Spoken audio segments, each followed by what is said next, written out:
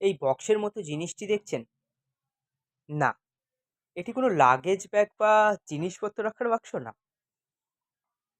এটা নাসার jet propulsion ল্যাবরেটরিতে তৈরি করা মানব সহায়ক এক প্রযুক্তি, যেটা ফাইন্ডার নামে পরিচিত। ফাইন্ডার নামের এই প্রযুক্তি 30 ফুট ধ্বংসস্তূপ এবং 20 ফুট শক্ত কংক্রিটের মধ্যে দিয়েও হৃৎস্পন্দন আর শ্বাস-প্রশ্বাস শনাক্ত করতে সক্ষম।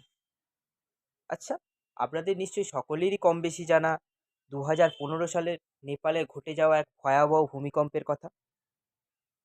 2015 সালে ঘটে যাওয়া নেপালের ভূমিকম্পে এই ফাইন্ডার নামে এই প্রযুক্তি হাজার হাজার জীবিত মানুষকে খুঁজে পেতে সাহায্য করেছিল।